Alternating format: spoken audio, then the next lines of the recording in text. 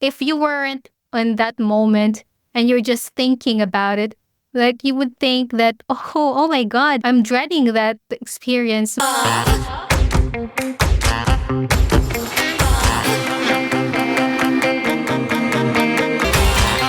there, Zesties. You're tuning in to the Gleeful Talk Show, where we share zesty stories to cultivate the happiness and hero within and out.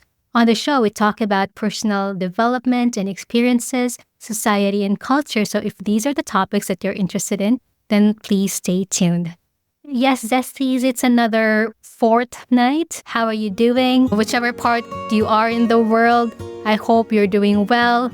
In this part of the world here in Australia, we are in our winter season, which is one of my favorite seasons, just because it is a bit cooler than usual. And Brisbane is a very humid city. It's like a subtropical, and you don't get that much coolness in some months of the year. So speaking of seasons, Zesties, in today's episode, I wanted to talk about a topic that affects us all: life seasonality, life's transition. And this is just going to be a very chill episode, very casual. And I want you to get your coffee or maybe hot choco or tea and sit back and relax as we talk about the interesting topic of life transitions. So the reason why I wanted to talk about this topic is I'm also undergoing a very important transition in my life right now.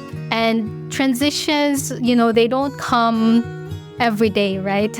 It's a season, sometimes it's a year, or at times it can be decades. It's funny because although I don't really religiously follow horoscopes, it's just for fun. However, the funny thing is I saw a YouTube video about horoscopes, and the astrologer mentioned for my sign is that it's the end of an era. That was like a few months ago, like early this year. And it has made me feel uncomfortable when I heard it. But you know what? Actually, I shouldn't feel uncomfortable with it, if you know what I mean. Because life is, if you don't end an era, then it's like you're gonna be stuck in an era. You know what I mean? So I guess, that was just my initial reaction, but I wanted to share with you the reasoning behind it, about my reaction, and maybe some insights on why I don't feel that way anymore. So yes, with the end of an era, if you had a good era and you hear that kind of comment or like an astrological insight, I'd say, it would leave you a little bit anxious just because, if I am ending an era, I had a good era, would it be a bad era then? But in reality, I don't think that ending an era is a bad thing at all. And here's my take, because I know for some of you who have been following this podcast, I did share a very important news that I am expecting. And the funny thing is, way back, if you've asked me this question, even like a year ago, I would say I don't think I would want to have children, just because, I was really enjoying my life. And a lot of the data, and statistically, a lot of the people have been delaying having kids just because of a lot of factors, right? Like cost of living, or they're just enjoying life too much. There's a whole bunch of factors, like maybe career. And of course, for me as well, one of those things were cost of living, and also a bit of career as well. And yes, if you've asked me this question a year ago, I wouldn't have said yes. But it was quite recent that I decided, and I was sure that I am maybe ready. Still maybe, right? You can never be ready to become a parent, I guess. But you can not be that ready, if you know what I mean, to be a parent. Before I decided, I didn't have any idea, of course. And just looking at YouTube videos and whatnot, maybe some podcasts, but not really. And even like looking at statistical data and stuff about, parenting and how hard it is to be a parent nowadays because of everything what's going on in the world. And that really gave me a sense of dread in a way, and whether I was ready for that life transition. But you know what? What I realized coming into, my third trimester, it's actually not too bad. So it's very interesting how before that transition starts even, you've already been dreading that experience even though you didn't experience it yet. Although, of course, a lot of parents and would-be parents would be like, oh, you have to be prepared, you should be this and that. I guess that adds to the anxiety as well. But if you kind of embrace the transition in your life, if you embrace the end of an era and embrace the start of an era, because whatever thing that ends has another beginning, right? And so yeah, that's my epiphany in a way, that it's actually not too bad starting again, starting a different life. And this is what I want to encourage you, Zesties, that life transitions can be dreadful sometimes because of the unknown, a lot of unknowns. However, it's also beautiful in a way. The experience is profound, and you wouldn't have experienced things like even that uncomfortable experience of being pregnant, that you can't really tie your shoes anymore, you can't reach your foot, and even the uncomfortableness of sleeping. If you weren't in that moment and you're just thinking about it, you would think that, oh my God, I'm dreading that experience. But actually, if you are in the experience itself, it's not too bad. I'm actually quite enjoying it at the moment. I know it sounds funny, and I know with all the uncomfortableness of having that big belly and even the anxiety that comes with it, whether the baby is healthy and stuff like that, it's still pretty good. And I think what I wanted to say is that maybe we shouldn't dread too much before we start that new era of our lives. And, it could be a mixed bag. It could be, sometimes hard, sometimes very hard, and other times it's enjoyable. And the ups and downs of that new era or new beginning is something that you wouldn't experience if you hadn't left the past era of yourself. So my revelation coming into this new season of my life is just being adaptable to change. And change is, again, as cliche as it is, change is the only constant in our lives. And I think change is good in a way. It can be very anxiety inducing. It can be quite dreadful, and it takes a lot of courage to face the unknown.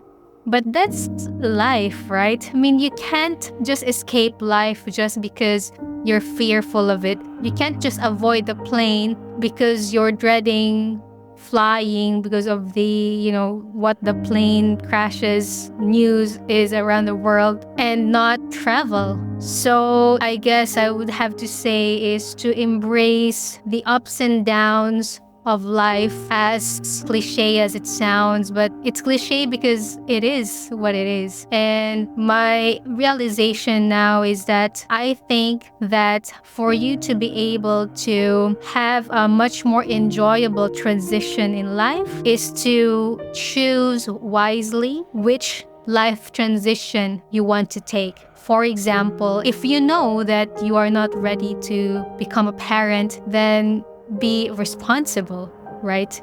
Because if that accident comes and you're actually not ready, my experience and your experience would be different. So I have to say it also boils down to choice in whether what era you want to be your next in your life. And you have to, of course, for any transition in life, it's always good to have a good support system. Lean on friends, family, mentors, not dementors, you know what I mean? And resilience. I have to say resilience is something you will develop over time, because if you haven't experienced being down in your life, I don't think you would have that skill. And I'd say resilience is a skill as well, because it's choosing to be strong when the going gets tough, even though it can be weakening at times. Bouncing back from setbacks, it takes practice, I'd say. So if you haven't had experience in having setbacks in your life, then it can be a tough transition. And maybe I just got lucky as well with my experience, but I also credit it to a lot of preparation in a way, and having that mindset, that growth mindset, that seeing the challenges as stepping stones, because I didn't see parenthood and pregnancy to be a walk in the park initially. You know what I mean? So it's like I didn't think about it as a really enjoyable phase. I know it's gonna be hard.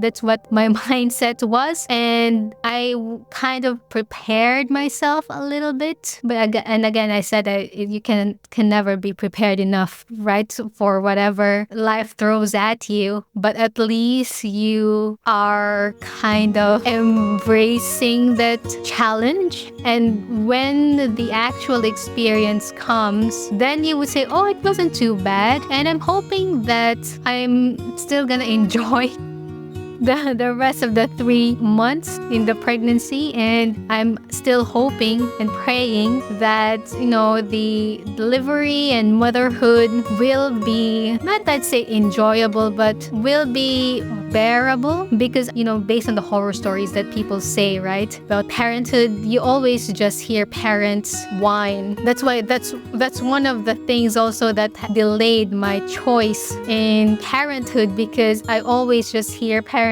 whining about their kids. But at the end of the day, they always say that it's the best experience of their lives. So it's real, and you cannot really feel it until you were in it. And I'd say that, again, the ups and downs make it more fulfilling. And again, I don't foresee or expect parenthood to be a walk in the park or something enjoyable in a way. I'm now thinking about the diaper changes, and you don't know what to do, those things. But at the same time, I do not want to preempt myself that I wouldn't be enjoying it. So just maybe having that balance. And that balance is, again, difficult to find. And it's just trial and error, I'd say. And something that you kind of roll with the punches. Of course, for those people who are like me, who are such a worrier, I know that being a worrier pre-parenthood would double when you become a parent. So that's something that I am very aware of, and trying very hard to not succumb to the over-worrying, because it can be debilitating. So yeah, I think so far I have to say that it's not too bad. It was quite enjoyable. And I know that people hearing this, oh, wait till you see when the baby's out, it will be blah, blah, blah. I know. But different people would have different experiences. And again, I'm dreading a little bit on those problems, like when the kid gets sick and stuff like that. But those things, it's difficult to avoid. And whether you try to avoid it so that you don't experience it, and at the same time, if you avoid it, such as not having kids, then you wouldn't experience the joyfulness of it as well. So it's really a choice that you have to make, whether you are willing to experience both, because you cannot have one or the other. And I guess celebrating small wins and acknowledging progress in whatever thing you do would also help that enjoyment kind of thing. And another one that I wanted to share is that I have been starting my life in different phases, because back in the day, so when I was still working in the Philippines, when you start working and then you're on the job and you are still in the process of growing as a professional, there might be some opportunities that are not available to you just because you are not ready. And one of the examples was that back in the day, I wasn't that proactive in a way at work. I think I still did well in a sense, but I was more focused on other stuff outside of work. Like I have a band, like I have a lot of gigs, but it's like we have some gigs, paid or not. And that was my focus. And I noticed that a lot of my colleagues have been sent, overseas to have experience overseas. I didn't really wished for those experiences yet at that moment. I just said to myself, oh, it's nice. It's nice to have those experiences being sent, overseas, Europe, US, and stuff like that. But at that point, I wasn't ready in a sense. It wasn't my focus. And there came a point in my life that I said to myself and, to God, that I guess I'm ready, Lord. And actually, eventually it came through, like the opportunity. And I don't know if I've shared this before, but there was an opportunity for me to go overseas for a few weeks. And in the first instance, technically, I shouldn't be the one going because it wasn't a process that I was doing. However, for some reason, some things didn't work out for one of my colleagues, and I was the one who got sent because we are kind of like teammates, and I was part of that team who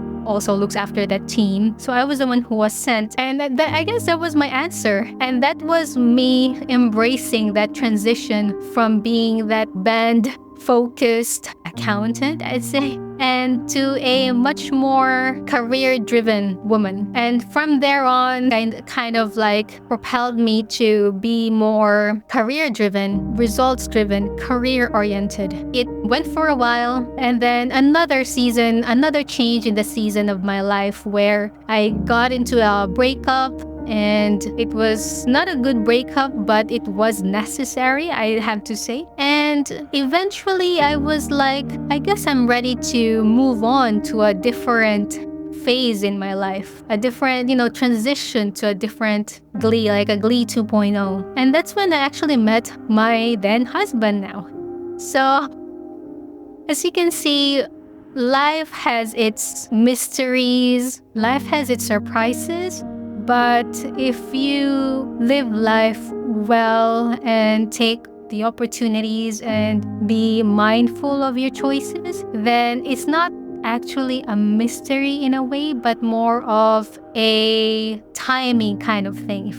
So Zesties, if you are in one of your life's crossroads, one of your life's transitions, my unsolicited advice, I'd say, is to understand that transitions are necessary and will always be there in our lives. And we would need to be adaptable.